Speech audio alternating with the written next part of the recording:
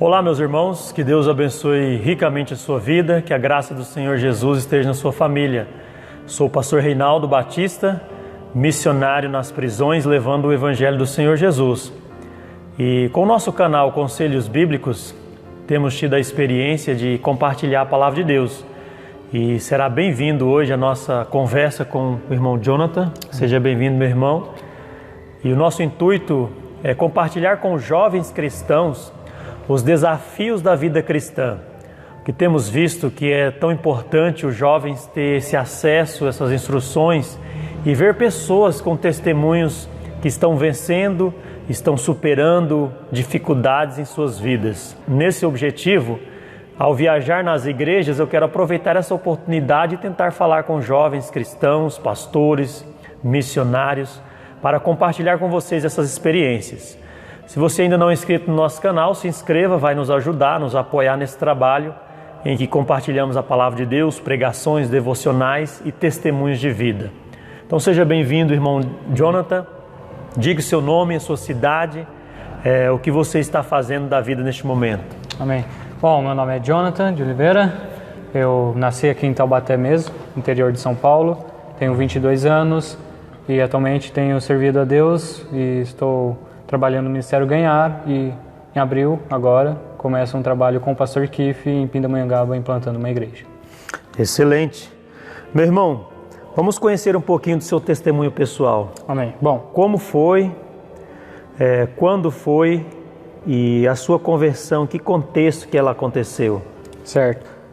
Até os 15 anos eu era bem católico, ia na igreja católica.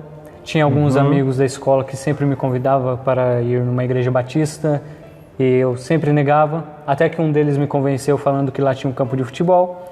Então eu fui no sábado à noite. A única coisa que ele não me contou é que não podia usar o campo lá, então precisava ir. E aí eu fiquei lá. O líder de jovens pediu para eu ir no domingo de manhã, que ia poder usar o campo, lá tinha um projeto. Beleza, fui para jogar futebol, e só isso. Sim. Voltei no domingo à noite para a IBD, simplesmente para falar, não vou só para jogar bola, eu tô aqui Só que eu só fiquei para a IBD e menti para o líder lá, falando que ia para casa, passar um tempo com a família, não ia fazer nada. E não fiquei para o culto. Na segunda-feira, acredito que o Espírito Santo tocando no meu coração, ficou falando, olha, você faltou no culto. Então eu queria repor aquele culto. Então fui na terça, culto em uma casa de família e não foi um culto para mim, foi algo diferente. Fui na quinta, culto de oração. Fiquei orando lá. Na verdade eu não orei, fiquei lá parado com os olhos fechados, um incrédulo lá, sem saber o que estava fazendo. Então não repôs o domingo ainda, vou no domingo. E comecei a frequentar a igreja por uns 5 meses, desde julho a dezembro, indo para a igreja, participando de tudo. Até que no final do ano, no retiro da igreja. Então esse período você ainda não era convertido, simplesmente estava frequentando a igreja. Sim, querendo repor a falta, a culpa, sim. tirar aquela culpa. Aquela dívida que ficou lá, né? Sim, eu quero cumprir aquela dívida. E nada, então 5 meses trabalhando duro na igreja, se envolvendo em tudo, mas nada. Até que dia 1º de janeiro de 2016, meus amigos lá se afogando na piscina junto comigo, decidi sair, fui numa rede, comecei a pensar sobre as mensagens e a culpa caiu, o pecado veio, a convicção que eu era pecador estava ali e eu falei, eu preciso tirar esse fardo, tirar este pecado. Então eu chamei o irmão Diego para conversar com ele. Ali ele me explicou de novo a salvação. Já tinha explicado milhares de vezes, mas de novo ele me explicou. Ali eu orei e entendi que Cristo tinha pago por todos os meus pecados. Maravilha. Isso é muito interessante sabermos que uma pessoa frequentou a igreja um período e depois aconteceu a conversão. Até porque que não é tão fácil assim você depois de várias reuniões e períodos na igreja, você dizer, não sou convertido. Mas eu admiro com um ato de coragem também, que é, se você não é convertido, não vai adiantar frequentar a vida inteira na igreja e ir para o inferno. É necessário realmente, eu não sou convertido, não sou salvo, entregar a sua vida a Cristo. Mas começando a vida cristã, o jovem tem aquela animação, aquele fervor, isso é importante, não é verdade? Mas vem as dificuldades, vem as pressões e as lutas. Quais foram as suas maiores dificuldades e obstáculos no início da vida cristã? Certo. Bom, para mim, em particular, como eu já disse, eu era católico, sendo assim, minha família também não. Também era católica. Na verdade, eles dizem ser católicos, mas nunca vão na igreja católica. Então, minha família não é cristã. Então, essa foi a maior batalha. Principalmente depois que eu entrei no seminário, em 2018, Deus começou a me chamar para o ministério. E como eu vou contar isso para minha família? E antes mesmo de ser chamado para o ministério, minha família já falava, por que você está indo naquela igreja? Por que vai para a igreja? E queriam que eu parasse de participar da igreja. Então essa foi a maior luta dentro de casa. Realmente não foi... Algumas pessoas são no trabalho, sim, pessoas na rua, não sei. Mas a minha maior luta foi com a minha família, em que eu quero servir a Deus. E eles falaram, não sirva a Deus. Mas isso também estava relacionado, por exemplo, você tem um chamado específico, aconteceu algum chamado que Deus chamou você para o ministério, há dificuldades com relação a isso também ou não? Sim, com certeza. Bom, em 2018 eu fui chamado, em 2019 eu aceitei o chamado, foi um ano batendo cabeça com Deus, lutando contra Deus e perdendo a luta, como eu já disse para o Senhor, né? Não dá para ganhar de Deus, é impossível. Isaías fala, né? O braço estendido, quem o dobrará? Ninguém, eu não consigo... E eu fiz uma oração imbecil para Deus no acampamento em 2019, falando, Senhor, me mostra exatamente o que o Senhor quer eu no ministério essa semana. Se não me mostrar essa semana, eu não vou para o ministério. Tá parecendo o voto de Gideão. Igualzinho de Gideão. Me mostra, tem que parecer lá a mão escrevendo na parede, igual no livro de Daniel, o Senhor descer do céu no quarto. Se vira aí, Senhor, mas me mostra. Eu queria algo sobrenatural. Porque eu queria dar uma desculpa para Deus em falar, o Senhor não me mostrou. A culpa não é minha de não ter aceitado, é dele de não ter me mostrado. Então, isso foi no domingo de manhã, essa oração, e domingo à tarde a gente voltou para casa. Na segunda-feira, eu fui ler minha Bíblia, então não leia sua Bíblia se Deus quer falar com você, lá não é bom, viu? Ele vai falar, ele fala mesmo. Amém.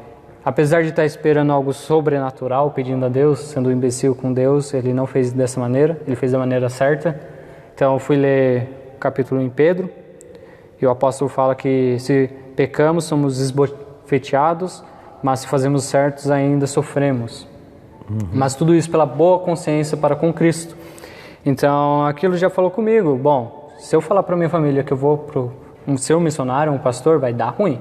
Então, como eu disse, a minha maior luta com a família. Sim, as dificuldades. E sempre foi. Então, chegar, pessoal, mãe, pai, irmão, eu vou virar pastor, vou virar missionário. Não, de jeito nenhum. É uma briga. Mas o versículo terminou, siga as minhas pisadas. Essa parte do trecho foi muito importante para mim. Deus falou comigo, siga as minhas pisadas. E aquilo doeu. Mas ainda não era sobrenatural, não era o que eu pedi para Deus. Não pedi. Eu pedi outra coisa para Deus, ele me mostrou daquele jeito, não aceitei muito bem. Até que eu acho que no trabalho do seminário eu fui ler o livro de Mateus. É aquele trecho que é muito famoso, na verdade. Aquele que não ama mais o pai e a mãe do que a mim, não é digno de mim. Aquele que ama o irmão e a irmã mais do que a mim, não é digno de mim. E ele faz uma lista, não é digno de mim, não é digno de mim, não é digno de mim. Mas aquele que me segue é digno de mim. Siga as minhas pisadas. Terminou da mesma maneira. Amém. Eu entendi naquele momento que eu precisava aceitar o chamado de Deus. Ele já tinha falado. Eu só não sabia o que era especificamente naquele momento, mas eu sabia que Ele queria eu no ministério integralmente. Essa decisão de servir a Deus ela é muito importante, mas há seus obstáculos e em que você está diante do serviço a Deus e também você não quer desobedecer a Deus e seus mandamentos, que no sentido seria desonrar seus pais. Então, como o irmão Jonatas pontuou, você consegue servir a Deus, honrar os seus pais e seguir o chamado de Deus. Mas qual é esse chamado, meu irmão? Que chamado é esse? Bom, eu fui descobrir ao decorrer dos anos, fazendo seminário, eu tive a oportunidade de sair com os pastores para conhecer algumas igrejas. E eu percebi algo naquele tempo já, em que as igrejas não tinham uma equipe. Aqui em Taubaté nós temos uma equipe, são 3 pastores. Sim. E isso ajuda demais. Mas muitos pastores estão sem equipe, sem outros auxiliares, sem outros obreiros. Estão praticamente sozinhos. O senhor deve conhecer vários. Muitos, é verdade. Então, eu chegava em uma igreja e até saindo da igreja falava, pastor, o que será que a gente pode fazer para ajudar essa igreja? Vim aqui fazer uma conferência, algo evangelístico, trazer mais pessoas para a igreja. Isso para o pastor Eduardo. Lembro de São Paulo, saindo de uma igreja lá, fazendo isso. E foi bem... E eu vi essa necessidade. mas também não sabia se Deus queria algo assim para a minha vida. No seminário também trabalhei com o Ministério BINS, de dar Bíblias para os pastores e missionários batistas. Muitos devem, hoje 200 e poucos pastores recebem. Então, sim, conhecendo os pastores, conhecendo um pouco do ministério deles, vi essa necessidade neles também. Como eu trabalhava para esse ministério para pagar uma parte do seminário, era 4 anos, depois eu não precisava mais trabalhar para esse ministério. Mas eu até falei, pastor, depois que eu acabe o seminário, eu ainda vou continuar ajudando o Senhor para continuar esse ministério indo para frente. E Deus começou a falar comigo, não como um implantador de igrejas, o principal, como o nosso pastor aqui, mas como um segundo homem. Então, ajudando os pastores. Seria como Barnabé, Timóteo, Silvano. Sendo o segundo homem do pastor. Ele é apoiador mesmo. Tanto que surgiu a ideia do Ministério Ganhar, que o foco é fortalecendo igrejas no Brasil. Fortalecendo igrejas. Ajudando os pastores, evangelizando, ganhando almas para Cristo. Trazendo pessoas para a igreja, que seja, mas fortalecendo os pastores, não deixando eles sozinhos. Seja fornecendo Bíblias, folhetos, João e Romanos, dando mão todo de esse obra, suporte. Suportando os pastores. Eles precisam disso. É muito trabalho. Então eu creio que Deus me chamou especificamente para ser um segundo homem, não um primeiro homem. Interessante. Sendo assim, até vou ajudar o pastor Kiff como segundo homem em Pindamonhangaba, implantando uma igreja esse ano. Mas acredito que esse é o chamado que Deus tem para a minha vida. Isso é importante sabermos que jovens são salvos, jovens são chamados, e há aquela ideia errada que os jovens são o futuro da igreja. Então, quais são os desafios dessa juventude, pensar dessa forma que eles são o futuro da igreja, então quer dizer que daqui a alguns anos ainda que eles vão servir? O que você pensa nesses desafios dessa juventude? Ok, o futuro da igreja. De fato, quando as pessoas velhas morrem, quem fica serão os jovens de hoje. Sim. Então, acho que a ideia vem de futuro da igreja, porque eles vão continuar o trabalho depois que alguns se forem e forem para o céu com Deus. Mas os jovens podem trabalhar hoje.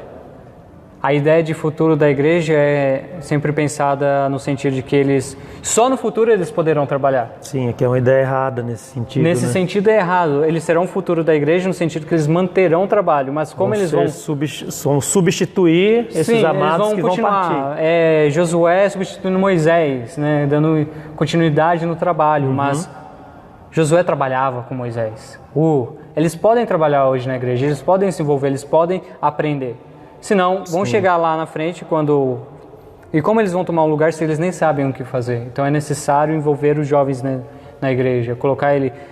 Seja trabalho simples, limpeza de igreja, seja evangelismo, envolva jovens no evangelismo, envolva jovens com música, envolva jovens com mídias sociais, envolva jovens... Até aqui o pastor é doido, ele deixa no final do ano um monte de gente pregar aleatório, né, no culto do final do ano. Sai muita heresia ou não? Não, pior que não. Ah, que bom. Não. Então, jovens de 12 anos pregando, mas é só um culto no ano, assim. Excelente. E envolva eles em alguma parte da igreja, dê uma função para eles trabalharem, montarem um caráter. Então, são realmente muitos desafios, mas como é ser um jovem cristão diante dessas pressões que o mundo oferece? Porque o jovem sofre aquelas pressões que são externas, relacionadas ao mundo, seus sistemas, influências, o diabo, as concupiscências da carne e tantas outras pressões. E há também aquela pressão interna nas igrejas, que o jovem tem que ser um jovem santo, separado. Como ele lida com essas pressões? Bastante áreas. Eu vou falar sobre valores. Toda pessoa, seja jovem, criança ou adulto, eles querem ser aceitos por um grupo, aceitos por pessoas e amados pelo esse mesmo grupo. Então, vemos jovens fazendo coisas diferentes, coisas erradas, simplesmente para ser aceito a um certo grupo e ser amado por eles. Mas isso não acontece. Eles estão buscando seus valores, sua autoestima. Tudo que lhes mantém em pessoas erradas em vez de Deus. Enquanto nós somos aceitos por Deus e somos amados por Deus. Paulo ele vai dizer, mesmo nós sendo ainda pecadores, Deus deu seu Filho unigênito por nós. Deus deu Cristo por nós. Ele nos amou, sendo nós ainda pecadores. Nós éramos inimigos de Deus, mas Ele ainda nos amou e deu seu Filho. Somos aceitos por Deus e amados por Deus. E quando buscamos a Deus dessa maneira, entendendo o amor dele, entendendo que devemos glorificar a Ele, trazer glória a Ele, as outras pressões não serão mais pressões. Porque eu não estou tentando agradar a homens, tentando agradar a igreja. Porque, pensando bem, eu não vou querer agradar o meu chefe quando eu vou mentir no telefone falando que ele não está. É algo simples, né? É uma mentirinha, mas é um pecado. Sim. Então, eu não estou preocupado se ele vai gostar que eu não faça isso, porque eu estou querendo agradar a Deus. Eu não estou preocupado em roubar algo para ser aceito por um certo grupo, porque eu não estou querendo ser aceito por eles, eu sou aceito por Deus, eu quero agradar a Deus. E na igreja, em questão de santidade, porque eu sou santa, porque eu quero agradar a Deus. Amém. Não quero agradar as pessoas. E eu conheço jovens que estavam envolvidos na igreja, eu vou pôr entre aspas, santos, mas quando caíram no pecado e o irmão catucou lá na ferida, desviou, saiu, foi pro mundo, não vem mais para a igreja. Sofreu aquele esfriamento espiritual. Sim, era salvo. Não estou dizendo que não era salvo, mas por causa que alguém cutucou ele. Para mim, ele estava tentando agradar aos homens da igreja. E quando alguém desagradou dele, veio uma frustração pessoal ou emocional. Isso. Veio a amargura contra o irmão, e acontece. Sim. É algo muito comum. Porém, se o nosso foco, estamos olhando para Cristo, e o nosso foco é a glória de Deus como jovem, ou como cristão, as pressões não serão tão grandes. Serão fáceis de lidar, em um sentido. Porque elas virão. Nesse caso, ele estaria preparado para um enfrentamento, e não para uma desistência ou um abandono da fé. Sim. Como Charles Spurgeon, o senhor conhece já, mas ele fala que nós não somos mais espertos do que Satanás. Nós não ganhamos de Satanás por nossa boa vontade, nossa coragem. Interessante. Nós precisamos ganhar de Satanás através de Cristo e de Deus. Ele é poderoso para ganhar de Satanás, não eu. Mas com a ajuda dele, guardando os nossos corações nele, seguindo a ele, fazendo nossos devocionais diários, orando diariamente, mantendo nossa firmeza e nossos olhos fitos no Senhor, nós podemos ganhar das tentações que Satanás nos coloca e tomar as nossas decisões próprias. Em sentido, isso glorifica a Deus? Glorifica? Ótimo. Não importa de agradar aos homens, importa agradar a Deus. É interessante, muito bom esse posicionamento, porque essa busca por aprovação, seja na igreja, seja nas redes sociais, ela está impregnada em nossa geração. Sim. E principalmente nas igrejas. Hoje há muitos segmentos religiosos e igrejas que estão buscando jovens pelo emocionalismo ou até mesmo pelo ativismo na igreja. E o que você pensa disso? Como que o jovem vai lidar com esses ensinamentos errados, as falsas doutrinas? E uma geração que está dependendo de um emocionalismo, uma busca pelo prazer, o hedonismo. Então, como combater isso? Ok. Bom, primeiro, o jovem não vai numa igreja que trabalha o emocionalismo, né? Esse é o primeiro conselho. Veja uma igreja bíblica. Bom, tirando isso, talvez você já está numa igreja emocional que tudo é baseado na emoção. O problema do emocionalismo é que você toma decisões rápidas, no momento e sem razão nenhuma, sem lógica, sem olhar nas escrituras. Então o pastor pode pregar a heresia maior. Ele te convence daquela heresia ainda e através do emocionalismo te atrai para tomar uma decisão em favor a ele e não a Deus. E você, sem sabedoria, sem conhecimento bíblico, faz tudo o que Deus não quer. E tem atraído muitos jovens. E o que torna esses jovens inconstantes não se importam em ler a Bíblia. Importa que Deus está falando no meu coração. Olha, eu vou na igreja, Deus fala e eu fico emocionado e eu choro. E biblicamente está... O que você aprendeu das Escrituras? O que você aprendeu sobre conhecer a pessoa de Jesus Cristo? O fato de andar com Ele? Nada. Eu só sei que a música falou comigo. A música? Chorei muito, eu abraçar e apaixonei por Jesus, mais ou menos isso? É loucura, apaixonei por Jesus. Tá, mas o que você sabe de Cristo? Você conhece Ele? Você conhece Ele. Se alguém te perguntasse o que é Cristo na sua vida como jovem, qual seria a sua resposta? Então, o emocionalismo tem atraído as pessoas através de métodos. Métodos são ruins? Depende. Mas é um método de música, de atração. E muitas vezes o emocionalismo traz desejos falsos e desejos pecaminosos. Tantas músicas hoje que são tocadas na igreja, música rock.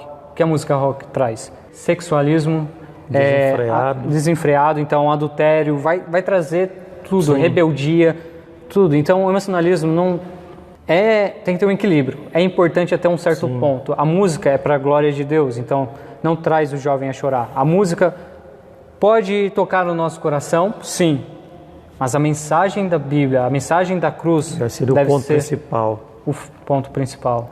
Então você acha que o jovem, para enfrentar essas questões, a vida devocional com Deus é importante? Muito. Estar na igreja ouvindo a palavra de Deus é importante, mas não o suficiente. Sim. Eu sei que em minha vida, um tempo com muitas tarefas, muitas coisas para fazer, por exemplo, eu tinha que estudar no seminário e na escola, eu tinha que trabalhar, eu tinha que ir ao Projeto BIMS para cuidar, e os trabalhos e tudo mais. E eu comecei a deixar de ler as Escrituras todo dia. Eu li às vezes uma vez na semana, às vezes uma vez no mês, e eu falhei muito nisso, em ler as Escrituras e orar. E o que aconteceu? Veio muitos sentimentos errados de coração, raiz, pecados externos que começaram a desbrotar. Eu comecei a perder a batalha, a guerra contra a minha carne e contra Satanás por falta disso. Dessa vida devocional e de piedade e consagração. Sim, eu preciso de Cristo, eu preciso manter minha comunhão com Cristo, não vou perder.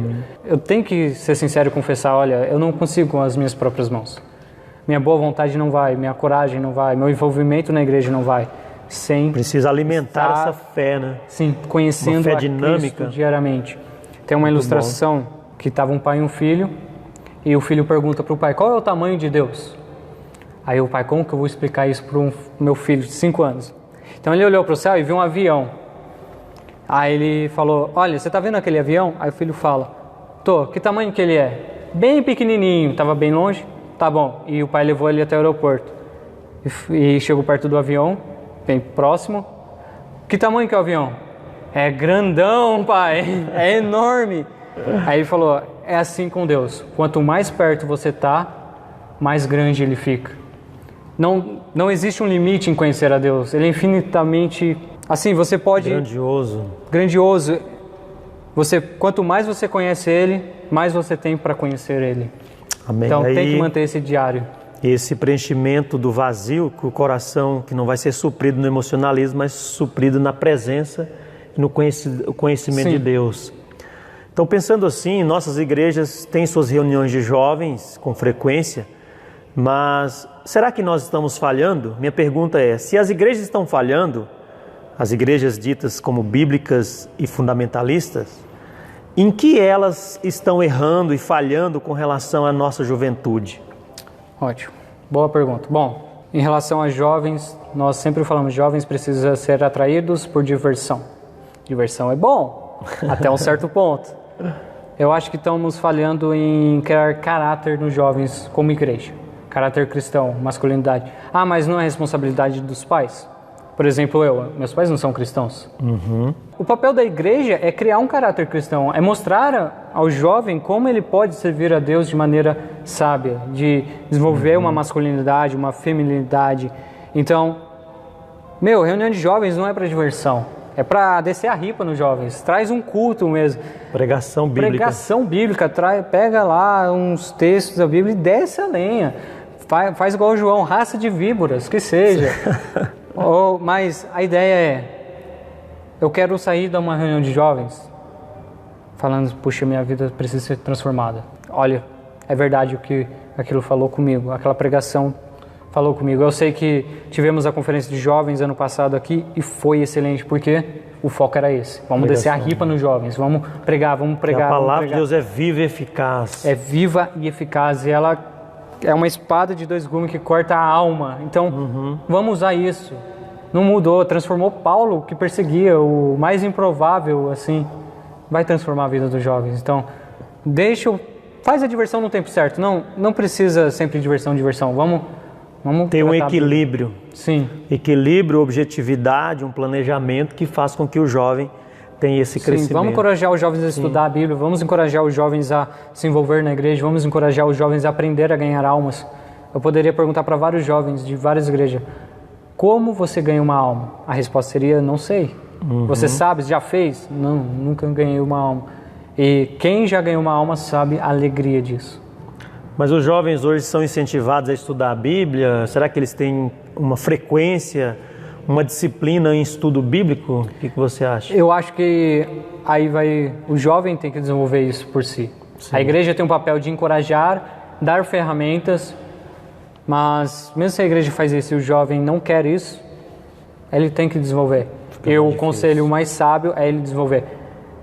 Talvez ele pode aplicar esse princípio. Primeiro, ele tem que desejar ter esse desenvolvimento de leitura, de aprender sobre a Bíblia, de manter devocional.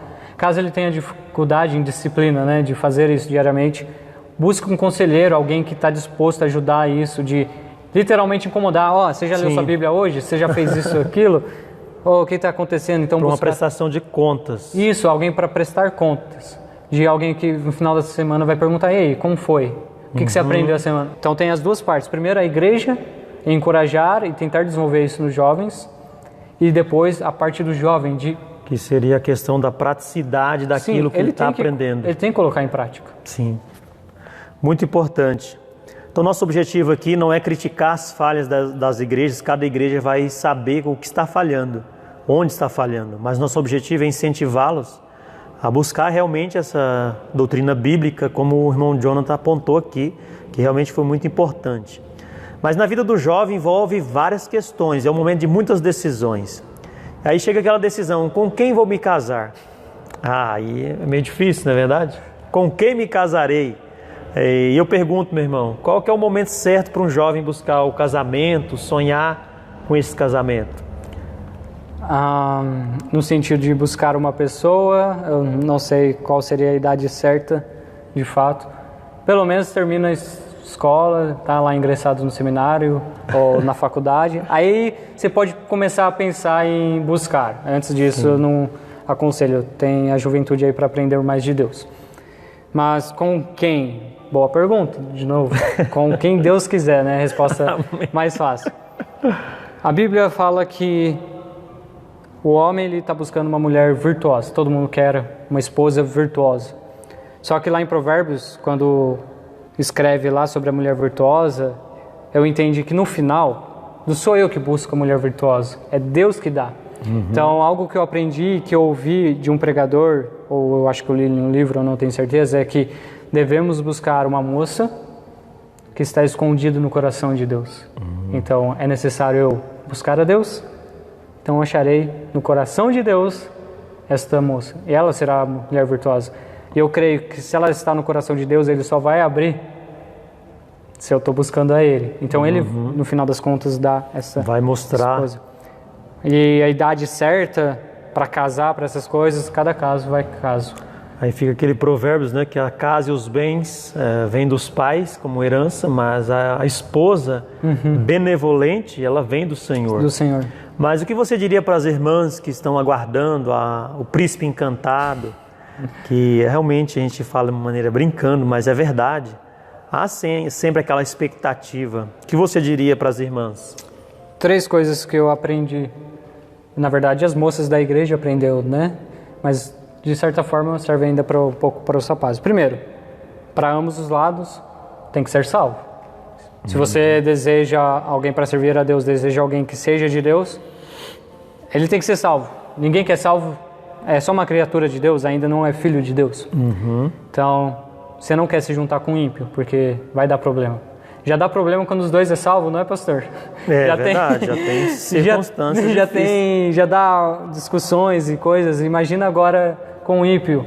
Então vai gerar briga sobre igreja, gerar briga sobre isso. Então seja salvo.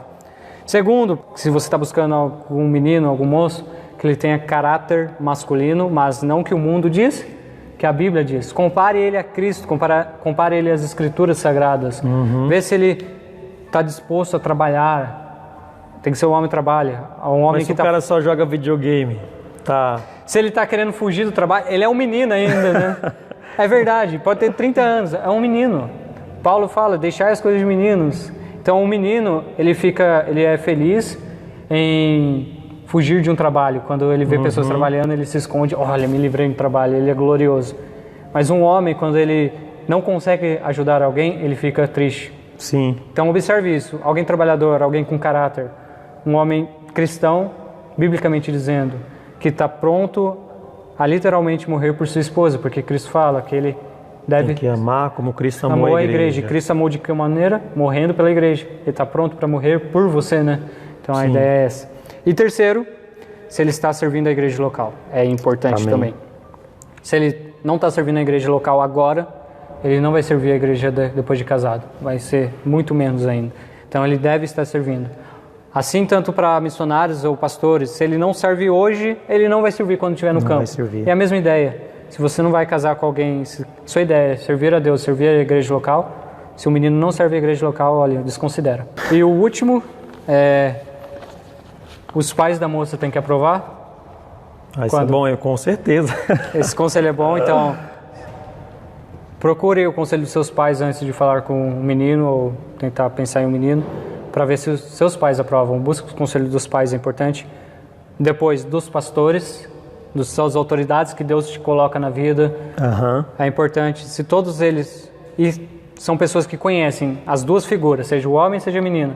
Porque eles vão ser sábios em dizer, olha, é bom? Ou vão ser sábios em dizer, não. Não presta. Esquece. Para o seu bem, não vá. Então, busque conselhos de suas autoridades. Excelentes conselhos pontuados. Mas também nós temos uma geração aí que precisa ser evangelizada, os jovens perdidos. É uma geração fechada, é difícil ter acesso a esses jovens. Qual o melhor caminho, qual a melhor forma de evangelizar jovens, levá-los ao Evangelho de Cristo? Certo, vou citar o que John Maxwell cita. As pessoas não se importam o quanto eu sei, até saberem o quanto eu me importo. A ideia é, tanto jovens, tanto os adultos, eles não estão nem aí se eu sei o Evangelho, se eu tenho o Evangelho de Cristo. Até saberem que eu amo elas, até saberem que eu me importo com elas. Então, você precisa abrir uma porta. Tem que usar a chave certa dessa porta para abrir o coração deles. Conversa com eles, mostra amor para com eles.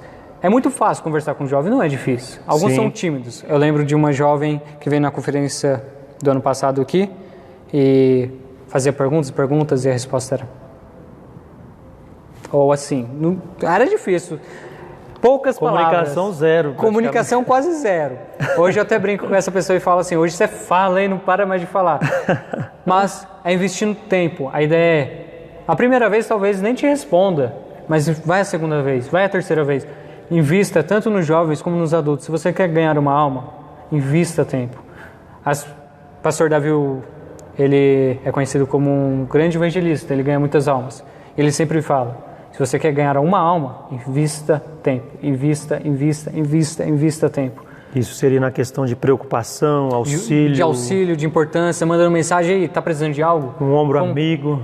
Invista tempo. Foi 5 meses para eu ser salvo? Mas foram tempos investidos em mim. Teve pessoas que investiram em você. Há casos extraordinários, você fala uma vez para um é salvo, que ficam com fervor. Amém. Mas nem sempre vai ser. Então, ganhe a amizade e o coração do jovem e depois você conseguirá mostrar o evangelho tão claro para ele que ele não vai ter outra alternativa a não ser confessar a Cristo. Interessante, porque a geração em que o Senhor Jesus diz que devemos ser testemunhas. E evangelizar é você criar pontes, não é verdade? Sim. Pontes de acesso àquele grupo fechado. Seja os jovens que... Hoje tem jovens que não saem de seus quartos, nas mídias sociais 24 horas, buscando esta aprovação. Então, como evangelizá-los? Como chegar até eles? Eu acredito que investir tempo. Vai lá, bate na porta todo dia. 1 hora ele vai abrir a porta. Amém. Invista tempo neles. Gaste tempo. E vai ser um investimento que terá retorno, sim. E nós poderíamos dizer também, por que um jovem cristão precisa deixar de buscar essa aprovação de terceiro, ou essa busca por uma aprovação? Por que ele tem que deixar esse comportamento? Porque ele vai estar colocando seus valores em alguém que é ímpio, ou em alguém que, apesar de ser salvo, não é perfeito. Então ele está buscando, ele está construindo toda a sua vida e todos os seus valores e suas prioridades, tentando agradar alguém em que não servirá para nada. Mas quando buscamos os valores, buscamos a aceitação e a aprovação de Deus, isso importa. Porque assim, no dia final, lá diante do tribunal de Cristo, né, na verdade diante de Deus, a graça do Evangelho é esta, que eu não vou dar contas para o pastor Reinaldo, eu não vou dar contas para o pastor, meu pastor, eu não vou dar contas para as pessoas, e eu vou dar contas para o meu Deus, para o meu Cristo. E a graça do Evangelho é que eu posso ser aprovado por Ele, não pelos homens. Então não importa. Então eles devem deixar, porque se eles querem alegria, querem ter paz de fato de coração, a paz que só Cristo pode dar, a Bíblia fala que quando buscamos a Deus, nós oramos a Ele, fazemos nossas petições a Ele com graça e oração, Ele guardará os nossos corações e nossa mente em Cristo Jesus. E a paz que excede todo o entendimento guardará o meu coração. Amém. Então, se quer ter paz, quer se livrar de todos os problemas de raiz, certo? Busque conselheiros, busque aconselhamento com pastores, com pessoas sábias, mas tente buscar a glória de Deus e buscar os valores em que Deus quer. E a paz que excede o entendimento guardará o meu coração. Que paz é essa? Eu não posso explicar, porque excede o meu entendimento. Sim. E nem você mesmo, quando eu tiver, vai poder explicar. Porque isso vai ajudar com que o jovem lida bem com seus conflitos interiores, Sim. conflitos externos. Vai ter alívio. Vem todos a mim, encontrará alívio. Cristo fala. Sim. Então, buscar a Deus vai fazer com que o jovem tenha uma vida abundante. Não uma vida ideal, quando eu falo abundante, de alegria, de paz, vitoriosa em sentido a isso. Não que talvez vai ser milionário, que vai ser rico, não estou falando disso. Estou falando de uma vida com Deus. É mais importante do que tentando fazer uma vida com os homens. Então, muito boa a nossa conversa e o nosso bate-papo com o irmão Jonathan. E para finalizar, meu irmão, eu te pergunto, qual seria o seu último conselho para um jovem? Amém. Bom, olhe para eles e deixe o seu conselho para eles, por favor. Eu não vou mentir, esse conselho não é meu, mas de Salomão, no livro de Eclesiastes. No último capítulo, versículo 3, se eu não me engano, ele diz que o fim de tudo é teme a Deus. Ele viveu uma vida fora, totalmente fora. Toda a sua mocidade foi com mulheres, com coisas do mundo, mas no final ele entendeu que não valia a pena. Se você quer uma vida que vale a pena, teme a Deus, sirva ao seu Deus. E esse é o melhor conselho que eu posso pensar, que não vem de mim, mas da própria Escritura. Amém. Então, que Deus possa abençoar a vida de nossos jovens. Se você foi abençoado e é um jovem e está assistindo este bate-papo, essa conversa, nós pedimos que você compartilhe com outros jovens que estão enfrentando dificuldades. Entre em contato conosco, estamos à disposição em servi-los. E agradeço ao irmão Jonathan pela bênção que foi estar conversando com ele e vendo suas dificuldades, suas lutas, mas também suas experiências como jovem de sua geração, lidando com os conceitos deste mundo, lidando com as pressões, mas mesmo assim servindo a Deus com alegria. Então é isso que tem que acontecer com os nossos jovens. Que Deus venha despertar os jovens de nossas igrejas ao serviço do Senhor, à vida consagrada, ao arrependimento verdadeiro, ao avivamento verdadeiro. Que mais jovens, sim, possam ir para a faculdade, mas que estejam indo preparados para esse enfrentamento que foi mencionado aqui. Sim, que além da faculdade, eles possam se entregar para o ministério, o serviço do Senhor, para o seminário. Poucos jovens se entregando para os seminários. Então, nosso desafio aqui, como temos o jovem aqui, que entregou sua vida a Cristo, consagrou-se ao Senhor, se preparou para o seminário e agora está em direção ao serviço do Senhor. Amém. Então, que Deus possa abençoar a sua vida. Agradecemos todo o apoio aqui no nosso canal e que a graça do Senhor seja na sua vida e na sua família. Vamos orar pelos nossos jovens e finalizar o nosso bate-papo de hoje. Pai, nós oramos no nome de Jesus pela vida de nossos jovens, por despertamento, avivamento, consagração, entrega total ao Senhor. Desde já agradecemos pela vida do nosso irmão que testemunhou da conversão verdadeira, desafiou outros jovens, mostrou, meu Pai, as fragilidades também que há em nosso mundo, mas também a esperança e a resposta bíblica que temos na sua palavra. Abençoe-nos, meu Pai, neste ministério de divulgar a sua palavra, testemunhos de vida, de pessoas reais que enfrentam lutas reais, mas que são mais do que vencedores em Jesus Cristo. Nós oramos em nome de Jesus. Amém. Amém. Então, que Deus abençoe a sua vida. Um grande abraço. e até a próxima. Muito obrigado, meu irmão. Eu que agradeço, pastor. Amém.